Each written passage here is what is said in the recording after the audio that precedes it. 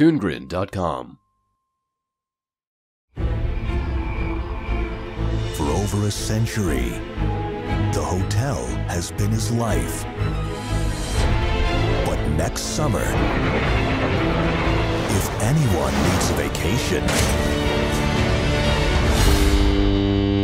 it's Drac. A cruise?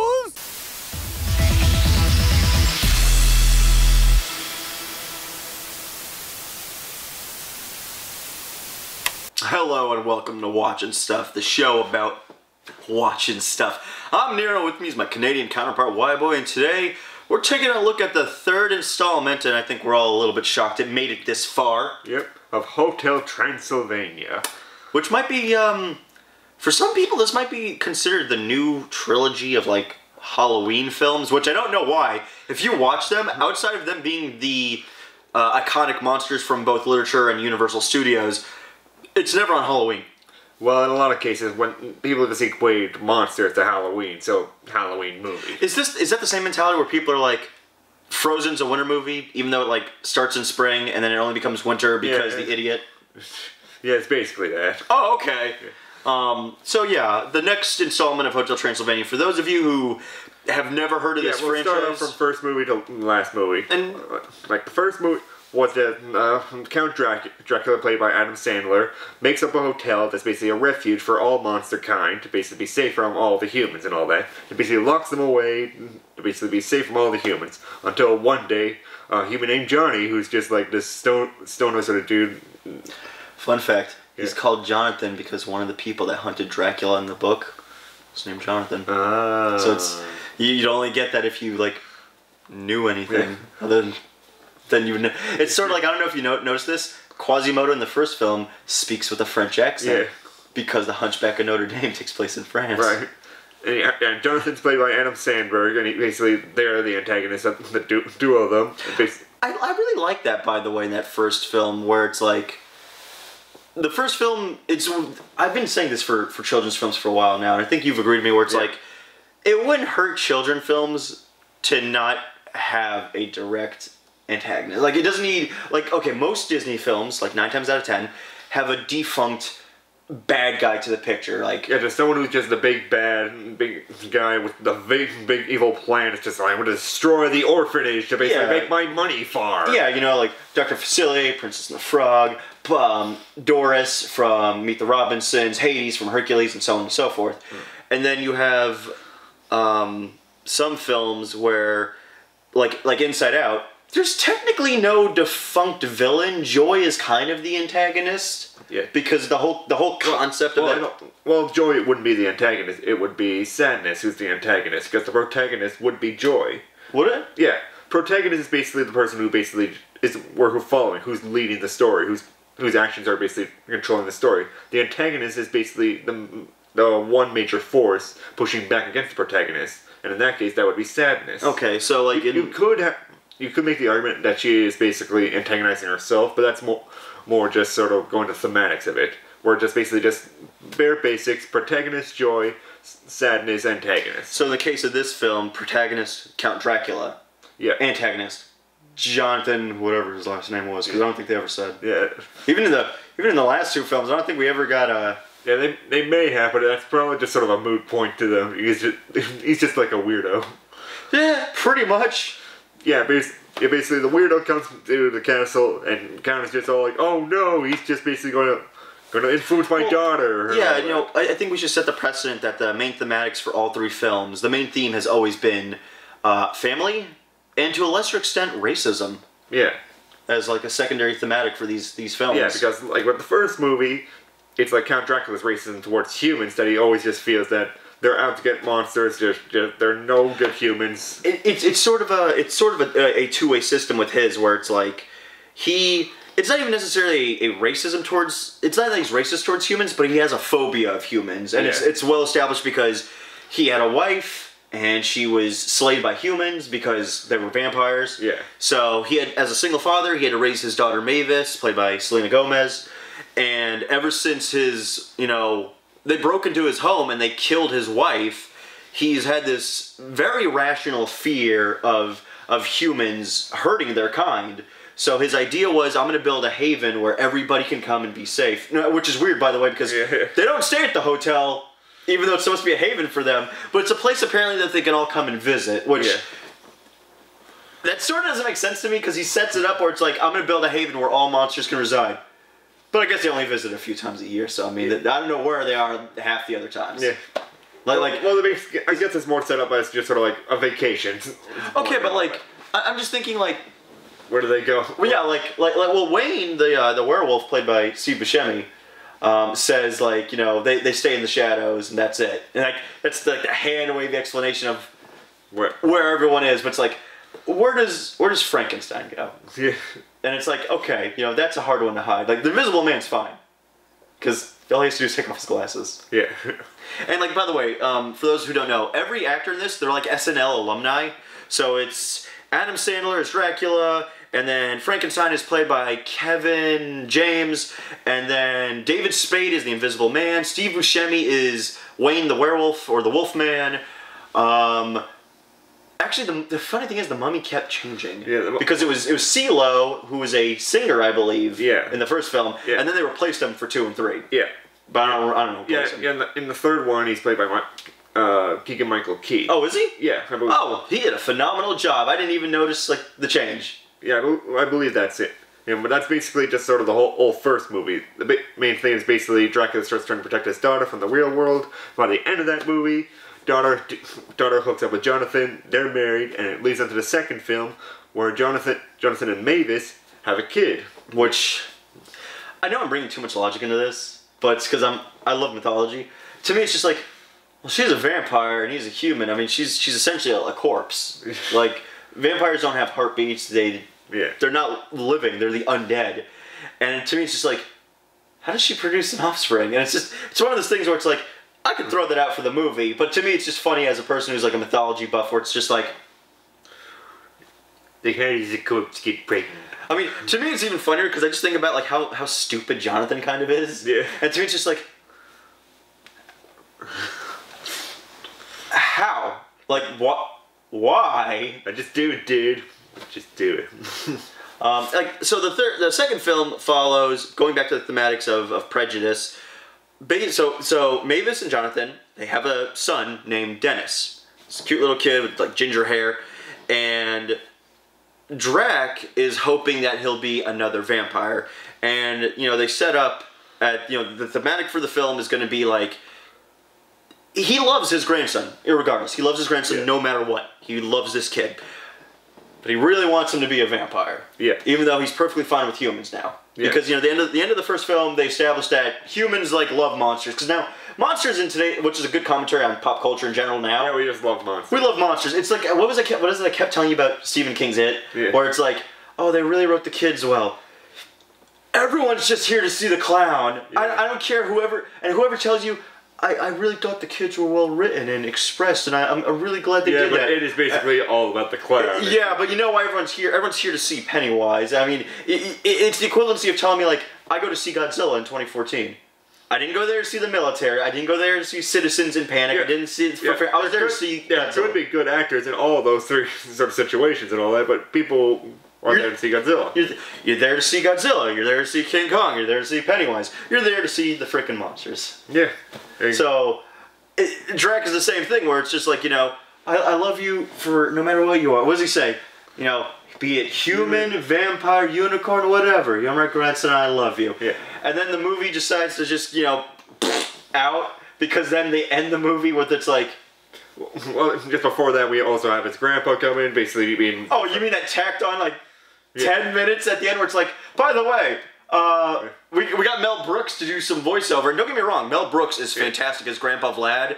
Yeah. And I think it's Keegan-Michael Key is the voice of Bella, who's like this big giant like bat demon. That's like his, I don't know, his Gal Friday basically. Yeah. But... Yeah, but he's just sort of the tacked-on villain at the end, and this basically the major antagonist of the film was basically almost Count Dracula and Mavis in a lot of ways. Well, it's funny because like they're both kind of mildly toxic to the kid, not in a terrible way. It's not like they're bad at parenting. Yeah, they're both overburdening, sort of. They're both controlling parents. They're both very controlling, and they're both overbearing. And then the turn off to that is like, Jonathan doesn't have any impact in his kid's life whatsoever. He's too much of a loser. That's what really put me off of the second movie in a lot of ways, because Jonathan just didn't really add much of anything to that. No, he doesn't. Like, when you get that, if you watch that movie, like, because Dracula has Mavis go on vacation because Mavis wants Dennis to go live with humans because Dennis is human, and she thinks him staying with the monsters is a bit too roughhousey. Right. And because of that, she's like, I want to take him over to wherever Jonathan's from. I want to say California because it seems like the default place he's from, because he seems like he's that kind of character. And so Dracula's like, go to California, go and experience it, check it out to see if it's okay for Dennis.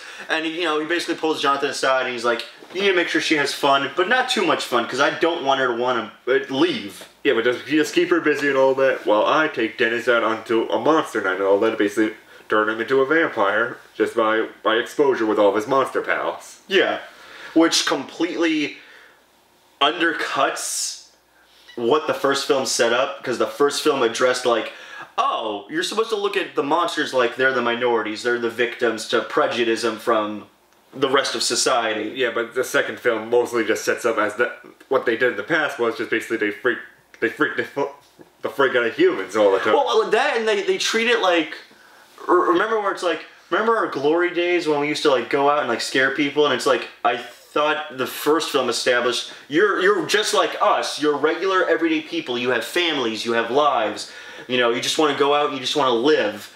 Yeah. And society at large is keeping you down, and that's the message of prejudice. Then the second film completely undercuts that by being like, man, remember when we used to like go out and like terrorize people, and it's like, so was your wife killed by humans because you were like screwing with them? Yeah, it makes it justifiable for prejudice against them. It's like it's like the fall apart of Shrek 4. Yeah. Man, I remember Donkey Kong was so good being an ogre. Oh, you mean when you were like living in quiet and you only scared humans as a defense mechanism to like feel safe about yourself? Yeah, that is definitely the problem with some of these sort of like sequel writers and all that, because they basically almost forget about the first movies and what thematic sort of importance that scaring basically had on them. It's funny because I think the first film and the second film they shared one writer each. Yeah. Because there were 3 writers on the first film. But then one of the writers from the first film joined up on the second film, and then he and Adam Sandler co-wrote the second film. Yeah. And it's not that the second film isn't funny. It's funny. Yeah, it's got good animation, good direction. It's got a lot of funny bits to it, and there's definitely a lot of heart to it, which basically, like what all 3 films have, they definitely have a lot of heart to it, but there's definitely like weaker points to it. Like for the first film, its biggest follies is that it basically opens up with just a lot of stupid stuff. It's funny because like the part where he's just in the first film where it's like him taking care of Mavis, and he's like singing to her and he's hugging her, like, oh, I love all that stuff. I love it when he's Papa Drac. Yeah, like that stuff's great. But then you get to the hotel and it's like piss. Big fart joke goes on, huge puddle of piss, a happy sponge like dancing in the puddle of pee, and you're like, what? This is so much. Yeah, too quick. Yeah, it's just very. It's raunchy. Yeah, just raunchy weirdness. Just raunchy. But then there's really good moments in that first film where it's like, where Dracula talks with Jonathan, where he explains like, or Jonathan talks to Mavis and all that. Yeah. Like, the sunrise scene was definitely one of the most beautiful scenes. The sunrise scene where he's like, oh, you've probably never seen a sunrise before. So he takes her into the shadows, and he gets her at a perfect angle where she could see the sunrise without her being touched by sunlight. Yeah. And she says it's one of the most beautiful things she's ever seen in her afterlife. And like one of my favorite scenes with Dracula is where he and Jonathan are just talking, and there's that great bit where Jonathan tells him like, oh, I've seen the painting of this woman, the Lady LeBeau, and he talks about this amazing like folktale of her, or this like legend, and then the painting's revealed that it's Dracula's wife, and he talks to them about like how humans came in and persecuted them, and again, it's such a rich, powerful scene that's just completely undercut by the second movie where it's like, remember when we used to screw around with humans, and it's like, what about that scene with your wife and like death and all the sad stuff? Yeah, it's just sad like that. And basically, just the second movie ends with just like little kid. Now he's just a half vampire, half human sort of thing. So everybody's happy.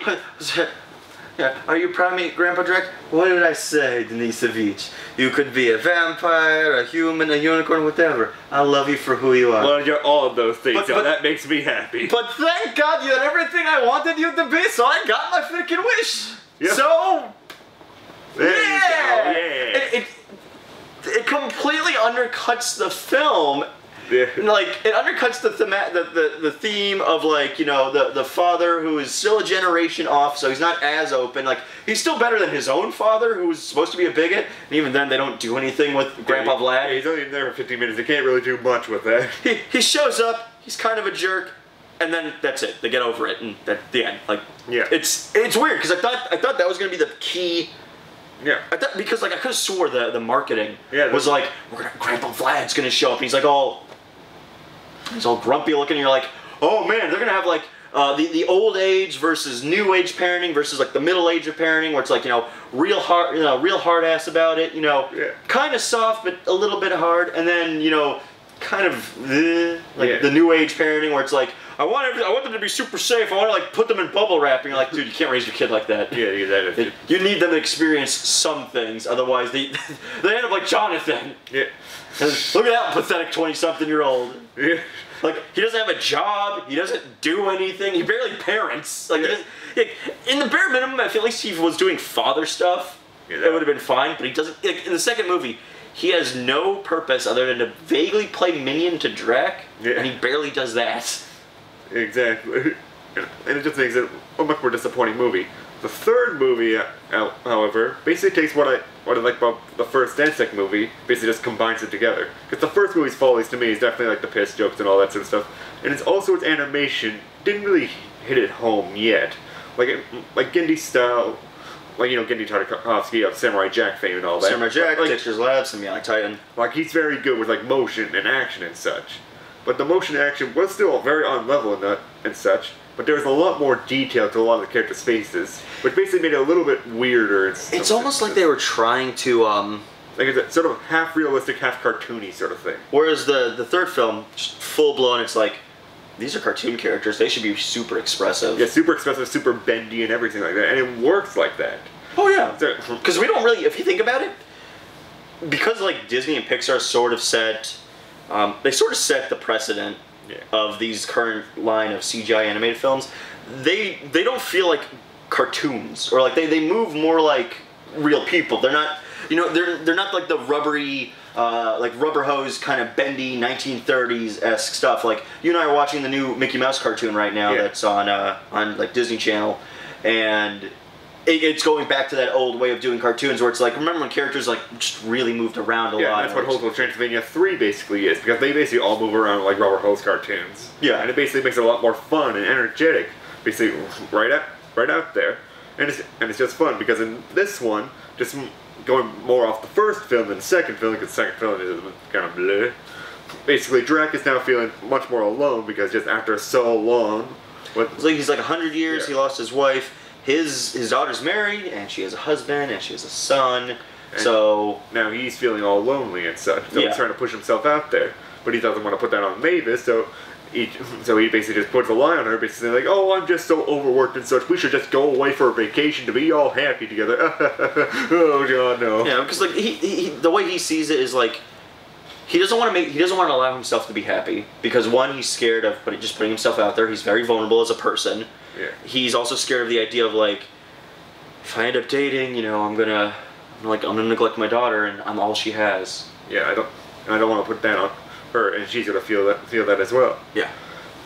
And then Mavis just comes in and is just like, oh well, he feels like he's overworked and such. We're gonna go on a cruise, a monster cruise. Which sounds like such a terrible idea. Yeah, like the trailers make you really think like, oh, this sounds like they're just tapped for ideas.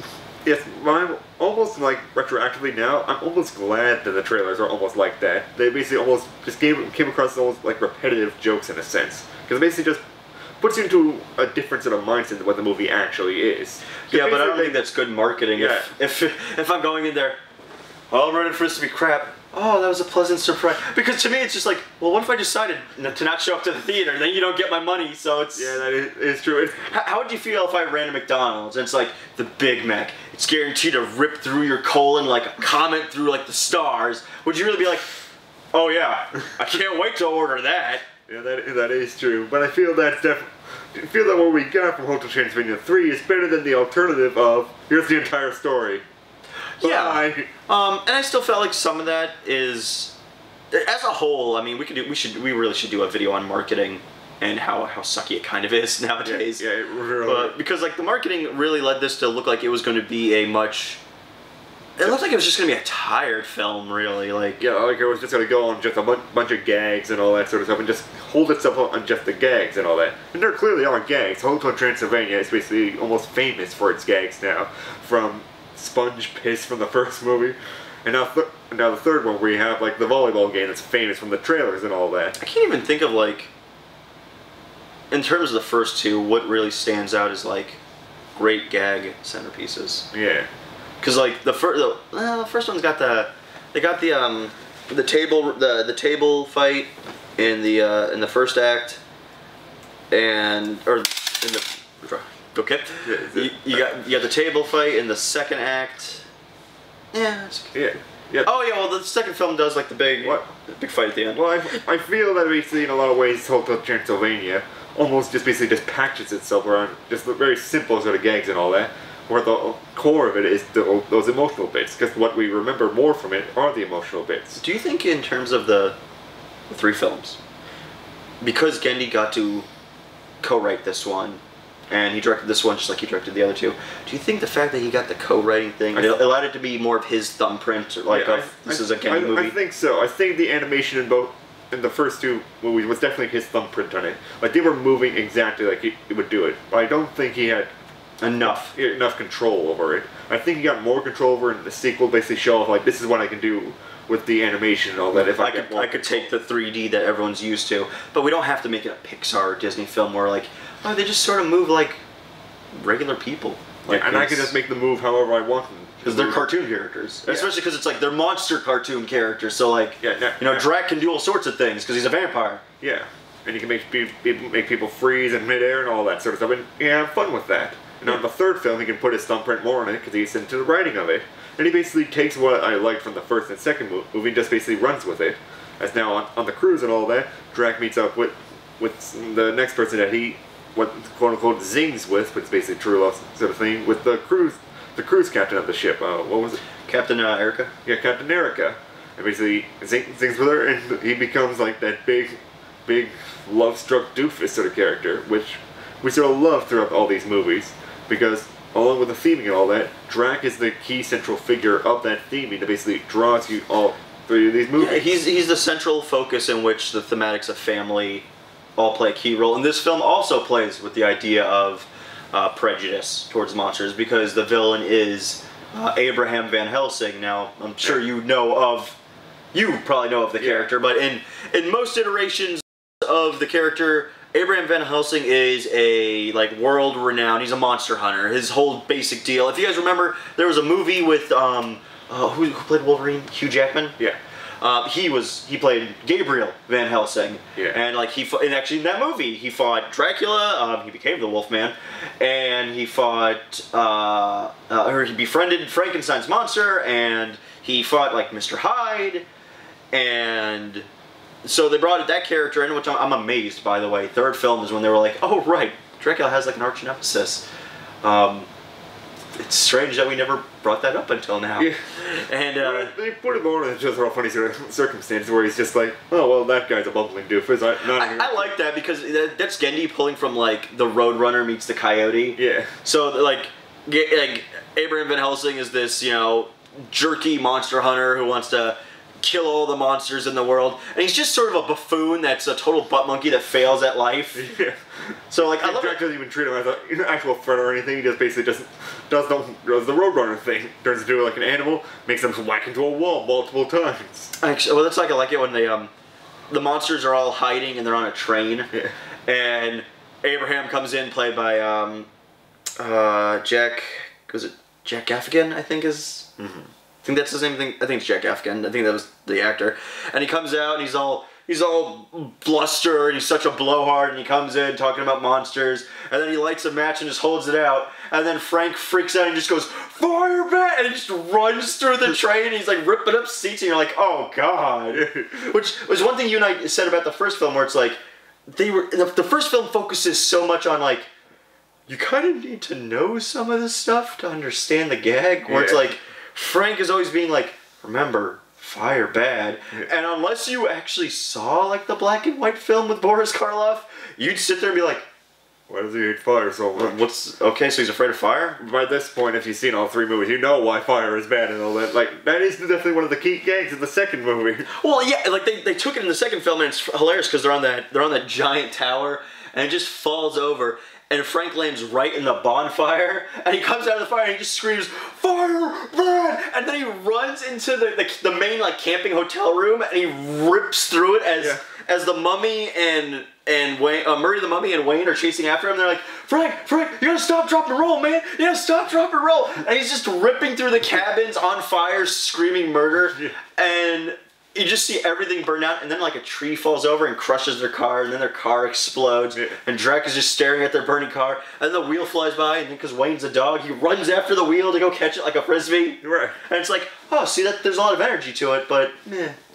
Yeah, so with the third one, that's still there as well. So Frank is still all fire bad, and just then bumbling butt monkey stuff away with Van Helsing and all that. I think one of the biggest missed opportunities for this third film, they didn't let Wayne the Wolfman do enough. They kind of wrote him and his wife out, and it's such a shame because the setup for them is brilliant. I love the fact that they go on this cruise, and if you guys haven't seen the films, Wayne the Wolfman and his wife Wanda, they're dogs, you know, they're werewolves. So when they mate, she basically has like huge litters of kids. And seeing as how they have like 1,000 kids, he probably bangs his wife a lot. Yeah. It's a safe assumption. And when they get on the cruise, they come across something called the Kid Club, which I love how dumbfounded they're by this concept. And they're like, Kid Club? What's a Kid Club? And then they go up there to the little like secretary, and it's like, I don't understand. So you take my kids? Yeah. Yes. Why? So they can have fun, and you can have fun. Everybody wins. Like, why? And then I love that bit where he goes, and then you can get them back at the end of the day. And like, when he first says, "We take your kids," the Wolfman just goes, yeah, he's like, then we give your kids back. Yeah, well, you can't have everything. I like that too. Where he's like, "Oh, I guess you can't have everything," which makes it me like he was thinking like, I'd like to just like shove them off and just never come back. And then like he and his wife leave, and it's like we could do anything we want. Anything. And you think anything. And you think it's gonna be like this hilarious thing of them doing different things throughout the movie? Nothing. They pretty much disappear for the good chunk, only to be captured and then locked in a closet for the remainder of the film. Which was made for a good joke as well. It's just like we were locked in the closet for the entire half of the voyage. We're gonna sign up again for that. The Invisible Man, Griffin and his girlfriend, actually point out where it's like, Wayne, Wanda, where were you guys? We barely saw you on the cruise. And they're like, yeah, we got tranquilized. Spent the majority of it locked in a cabin. We're gonna set a cruise for next year. And I love that for them. It's just like, we got away from our kids. That's all we wanted. Yeah, that's good. And that was funny. Yeah. But this is back to Drac and Erica and such. Do you think the themes worked? Like, I think the themes really worked in this one too. Because Erica is basically just sort of like the epitome of what Drac was afraid of in the first movie. So now it's basically his ultimate antagonist. It's him facing himself. Yeah. Because Erica is basically just a human version of Dracula. Yeah, like what if it was the reverse? Like, you know, he was afraid of humans for what they did, and she's, you know, it's funny. She hates monsters, which we could all take that her great grandfather, Abraham Van Helsing, who's like a cyborg in this. Yeah, just they taught her all that. Yeah, but like, I do like the fact that when her and Drac are having that beautiful conversation, they're having dinner together, and he talks about like his wife and that she died. And she said, yeah, you know, I lost my parents, so I know what it's like to lose people close to you. And Drek says, I'm so sorry. And it's like this really, really warm moment where you're just like, yeah, you're people. Yeah. Like, oh my gosh, right? Yeah. I mean, they never explain how her parents died. I guess monsters probably did it. Yeah. Yeah, it's not really the most important thing to figure out about that. You blew it all the evil out of you. Yeah, I'm sorry, guys. I'm still battling the end of a wicked cold. Yeah. But yeah, that's sort of like the biggest thing in this movie with Erica and Drac together. Basically, their romance together, like just butting heads with one another, basically draws you through the movie. And I think that's the strongest bit of this that basically made me really like this movie. Because, like, in a lot of sort of, like, typical cartoon antagonists with sort of thing, where you just be like, I'm just gonna destroy you. It would just be like Abraham Van Helsing through the whole thing. But Erica basically plays it in a little sort of different way, because she is basically the butt monkey villain, but also the romantic antagonist as well. Yeah. And you don't really see that too often. That's true. It's very rare. Yeah. Because she's basically played off as just someone who's basically very incompetent as well, but also a threat, and also very charming as well. Yeah, and I think that's part of Gendy's, I wouldn't say gimmick, but that's definitely one of Gendy's like key character traits as a creator. If you've ever seen Samurai Jack, when Aku first shows up in like the pilot, they pretty much write Aku very straightforward that he's evil incarnate. He's cruel. He's like unkillable, and he's just a mean-spirited entity. He does all sorts of manner of horrible things, whether it's rape the land of its resources or torture living beings just because it amuses him. Right. But as the show progresses, if you watch Samurai Jack, Aku is played up as he's such a doofus, and it's so funny because he's the epitome of all evil. He is an immortal god, essentially, of pure evil. And he's just so ridiculously goofy with how he acts. And like Gendy brings that in this, where it's like, you know, Abraham is a guy who, you know, lived for centuries killing monsters, but he's an idiot. he's a total doofus. Yeah, none of the monsters treat him like an actual threat or anything like that, because he's such a doofus. Like well, remember when like he shows up and he's like in his little cyber body, and he's like, Dracula, we meet again, and he's like, it's you. You run the Four Seasons like down the block from my hotel. And it's like, what? No. No. I'm Abraham Van Helsing, your nemesis. Oh man. You look terrible. Like, it's just like a mini, like, look how old you got. It's like, dude, it's not fair. You're a vampire. Of course you're going to stay young. Well, at the same time, he's also a cyborg as well, so I would add, like, oh my god, the last time I saw you, you had a body. You had a body and, like, really hilarious hair. Yeah. And now you're just sad and old. Exactly. Now, I sort of wanted to talk about, like, what was the weaker part of the second movie. In the third movie, what did you think of Jonathan? He's still the weak part. Yeah. But he's better.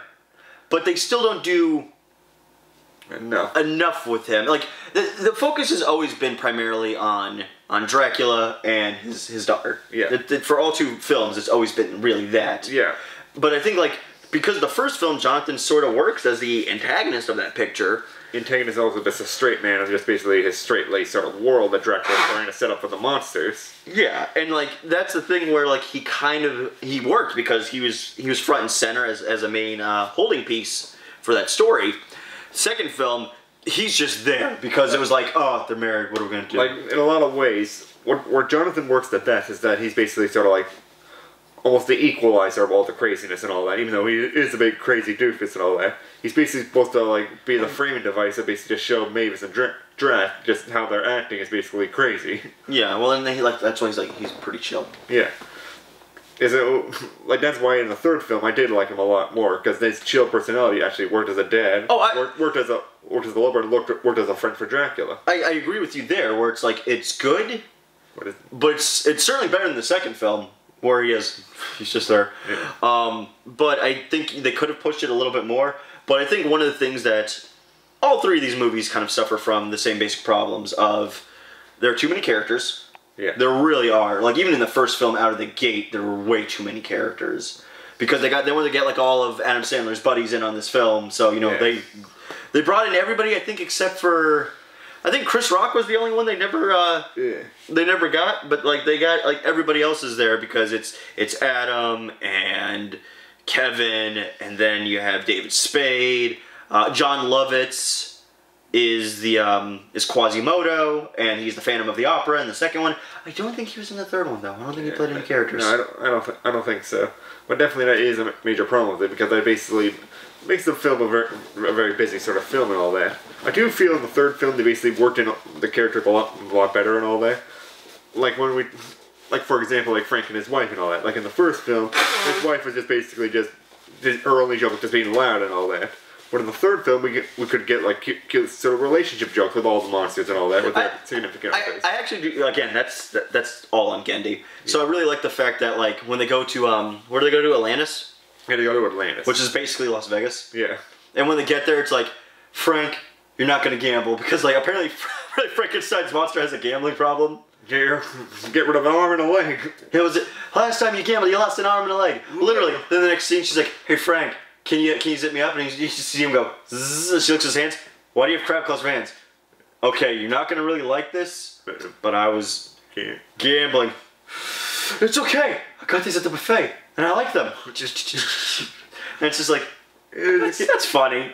And like it actually gives them a relationship, though. Yeah, and all the monsters basically had that. Except for the Invisible Man. Like Griffin doesn't really do anything. Neither does Murray doesn't even have the female mummy that he had in the second movie. Well, I think Murray's fine because he's basically just sort of the comic relief. I didn't really think he really needed one, but at least with the Invisible Man, it's basically like there was a joke in the second movie where it's basically just like, oh hey guys, I got my invisible girlfriend here from Canada and all that. But by the way, I like the fact that the monsters think that's made a place. Yeah. Where like Frank comes in, he goes, "Was this your girlfriend from Canada?" And it's like, do they not know Canada like exists? Like, has no one looked at an ad? Ah! Like it turns out you're not real. It's all a lie. Thanos snapped his fingers and you disappeared. Damn it.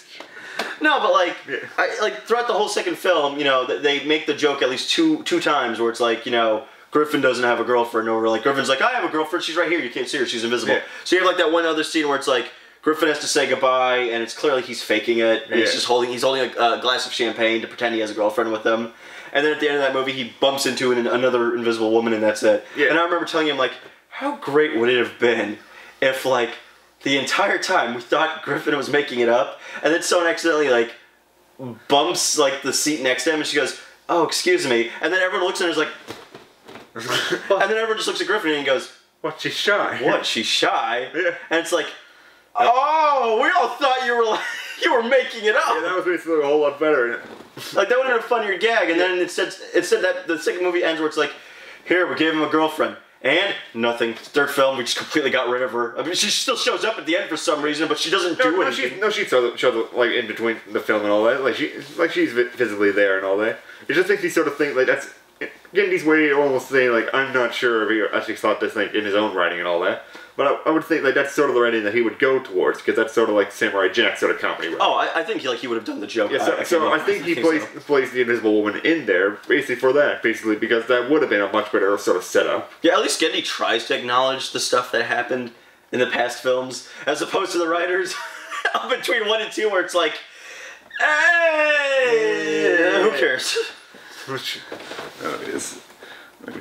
see, I think now we should really just state like our ratings for all 3 of the movies because might as well do that.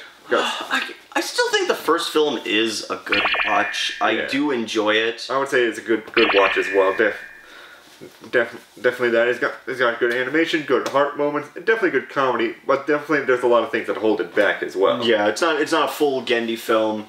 But they got him on it because his name has such clout in the animation industry. He's so well respected. Yeah. Then the second film, I just have to put it down to a mess because I know it's still like a lot of good elements to it, but I feel definitely with just its thematic problems and also with the climax and all that, it basically just sort of throws out all that good faith just for a lot of just out there gags, which has a lot of Adam Sandler sort of thumbprint on it. Well, he was one of the co-writers, so that explains a lot. Yeah. It's still a very enjoyable movie. That would still be a good watch, but I would still call it a meh in just overall quality of it. Yeah, I guess I could see that too, because like I was so stoked, because I love Mel Brooks. I love his movies. I love him as a performer. Fantastic guy. And I was so stoked that it's like, oh man, he's basically going to be the antagonist for this, because he's going to be Grandpa Vlad. And they lie to you. They flat out lie to you. He's not the antagonist for that film. He shows up and he's tacked in like the last maybe 5 or 10 minutes with a Keegan-Michael Key bat, and that was it. Yeah. And it kind of sucks. It's still fun to watch. Yeah. I mean, it's got the high energy. It's got good animation, but it's also like, this could have been a lot stronger. The third film, I'd argue flat out, is just the best one. Yeah, it's definitely the best one. Which is weird because you would think that it being moved to on a boat, and you know, it's like, oh, the family vacation, which is such an Adam Sandler-y thing. Yeah, like a lot of his movies do that. Like I was reading like before, like we were watching the movie, like how Gendy was basically defending the movie, all that from like criticism. Like he was defending the whole series in a lot of ways, and not just saying like, oh, just the creators just being oversensitive and all that sort of stuff. Well, a lot of them come out nowadays where if critics just say like, I didn't like your movie, they get on this weird soapbox where they're like, it's like, dude, you just have to accept, not everyone's gonna like your work. It sucks, but yeah, yeah, like not everyone's gonna like our work and all that. Oh, dude, my first comment ever on my show was, kill yourself. Yeah. First comment I ever got, someone told me to go kill myself. Yeah, there's a lot of ways that you should, like in those sort of circumstances, like people shouldn't like step out there. But in a lot of ways, I was thinking like Gendy was almost partially in the right. I don't think he worded it completely right and all that, because I can't think of the wording exactly, but he basically more framed it in a sense, just like, oh, you can't compare this to like the great films and all that sort of stuff. Hotel Transylvania is what Hotel Transylvania is, and if you just compare it to anything else, that's wrong. Well, that's the thing, is I think it's okay to compare to other things. Yeah. But I think you also have to have an understandable reason of like, you have to understand the outside metatext of some of these films, where it's like, would it be great if everything had a feeling that could emotionally resonate with you, with like a lot of Pixar films or even DreamWorks films? Yeah. Yeah, it'd be great. Yeah. But unfortunately, we live in a world where pretty much like the blue skies kind of dominate the animated box office. Yeah, in a lot of ways, Hotel Transylvania is just more feeling in a different sort of way. That isn't the Pixar way. Because Pixar is its own feeling sort of way, and Hotel Transylvania is its own sort of way. But you know what I love about that is that Gendy can come in and he could sort of rejuvenate, where it's like, look, you can have animated films just be where fun is the primary factor. Yeah. Like, emotional stuff is good. That's what the Disney and Pixar like to do. Primarily, they like to do emotional resonance. Especially in Pixar, they're all about really getting an emotional response from you. Yeah. But, you know, the fact that Gendy's like, you can have an emotional response, and that's fine. You'll get that in my movie. But you can also just have a lot of fun watching it. The only bummer is that he's with Sony, and they don't have anything. Like, if he was with Warner Brothers, yeah,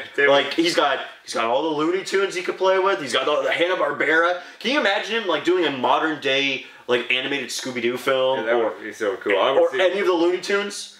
Yeah, that would be a whole lot more fun. And then it's like, he's at Sony.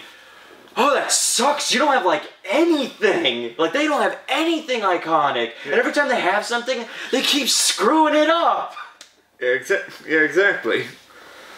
So I'm very proud of the third movie, and I would just say that's definitely the highest good watch. Just under a must-see sort of thing. I think the only reason why it would become a must-see, I'm not saying it's a must-see for me. I still say it's a good watch. Yeah. But I think if you like the first two films a lot, yeah, you're gonna love this film. You're gonna love the third one. Yeah. But I think as it is, it's a very good watch. It's got great animation, great acting, great writing.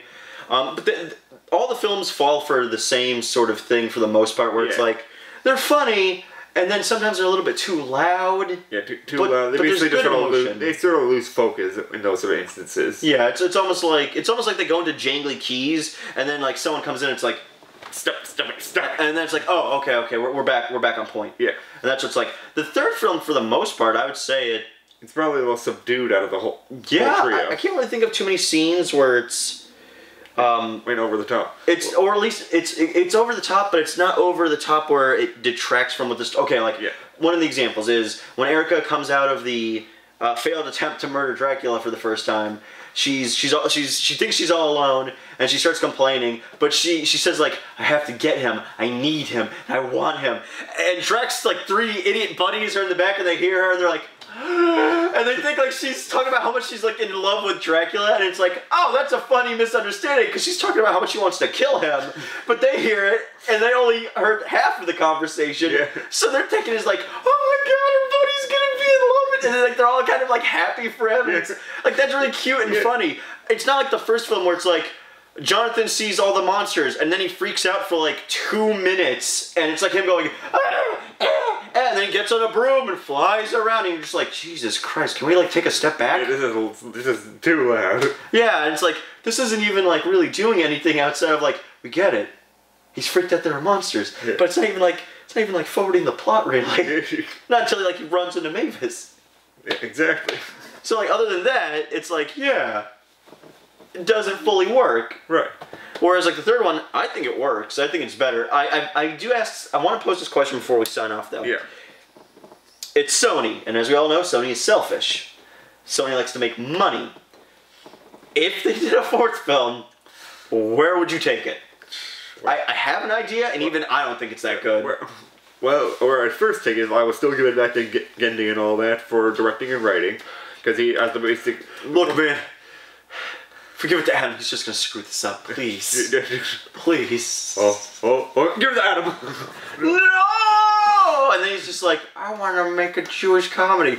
No! You did that 8 Crazy Nights. I want to do it again. No! With all the monsters. It'll be a Jewish Halloween.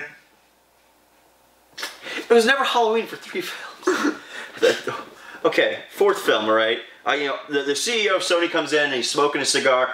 Hey, WHYBOY, I need you to work on the 4th film. What do you got for me? What do I got for you? The best that I could probably think of, just like very basic sort of things just on top of my head, probably just sort of like a world tour sort of story with Drac and friends. Like, that's the only thing where Erica and Drac basically just go off together on their honeymoon or something like that. Oh, now that your terrible ideas out of the way, what's the other guy got? Make it a Christmas film? Make the Krampus the bad guy? That doesn't sound like a movie, that sounds like it's just a Christmas special. It could work though for a Christmas special. At least I chose another monster. Yeah. I mean, that was the one thing this movie surprised me, is that one, like the 2 most exotic monsters were, there's a kitsune, that you have to be like, oh look, kitsune. Yeah. And then there's the chupacabra. Yeah. Who talks with like a wonderful frou-frou Hispanic accent. He's got like the pencil mustache, and he looks like a gentleman. And he drinks a goat. Because you know what? Yeah, do you know what kill it. It means goat sucker. Yeah. So he's sucking a goat. He's gonna go suck that goat. Yeah, that goat's gonna be freaked out. Yeah, he is. So guys, that's Hotel Transylvania 3 Summer Vacation. Surprisingly, a really good watch. Good. So go out to see it now. Let's hope, because I think the next big film we're doing that's animated is Teen Titans Go to the Movies. Yay. It could, maybe it'll surprise us. I mean, yeah. I want to say I have high hopes, but I'm too angry at that film between the marketing I don't like, the creators think they have, I just, honestly, I think they're childish. Yeah. And then when the voice actresses, both Tara Strong and Carrie Walgren, had said like, oh, you know, we're getting told by the higher-ups, if this movie is successful, then we'll get season 6 of Teen Titans. Go. You're a scumbag because you're basically blackmailing us to be like, you better make this successful if you want this thing we know you want. Yeah, we didn't talk about it. They're probably just going to say like, oh, here's the 6th season of Teen Titans. Go. Go. And then I'll be like, you pieces of crap. Yeah, what a shocking blight to us. It does really anger me, and still on the base level, like we've watched a bunch of episodes now, and I don't think they're good writers on there. We've sat through the 4 seasons, and it's just like, like, I'm not angry by it, I'm bored by it. And I just can't imagine a whole movie where I'm bored. Because, like, yeah, so, you know, they're going to have to take the concept of the show and drag it out for an hour. Like, hour 30 minutes. But we'll see what happens, and we'll report back to you guys, you know. We're from Con Bravo. Yeah, we're going to freaking Con Bravo, guys, so be sure, you're going to catch us in costumes. We're not going to tell you who we're dressed as, but if you're fans of us and you know what we look like, you know, with a mug like this and a beautiful mug like that, you should be able to find us on the floor. Yep, so in Hamilton, Ontario, go to Con Bravo. We'll be there all the days, July 27th to 29th, so we'll see you there. Yeah, and we'll also be, we'll be selling buttons out of our satchel to help pay for our trip. Yeah, so also because this beautiful guy right here just made a whole bunch of pins and such. We're gonna make a whole bunch of like exclusive pins just for the con as well. So just come on by and see what pin you can pick out of the mystery bag. Yeah, for $2 you get to reach into the bag. Be careful because they are pins. So yeah, well, I don't want you to get pricked. Well, maybe we do. Oh yeah, yeah. To what great end that? Because we'll cover rat poison on all of them. That's a horrible idea. This is a really bad marketing strategy. I did not sign off on this. I do not think there's any money involved. You're right. 50% of them will have rat poison on them. It'll be a game. Yeah, there you go. So be sure to check us out, guys. See if you can find us. And as always, be sure to like, subscribe, comment. Check out our TeePublic store, guys. We got all sorts of cool merch in there. T-shirts, prints, stickers. You know, you can really help support us and help our channel. And, you know, you got to hit that subscribe button. You got to hit that bell for notifications. You have to see any new videos or reviews that come out anytime. And as always, guys, be sure to tune in to ToonGrin.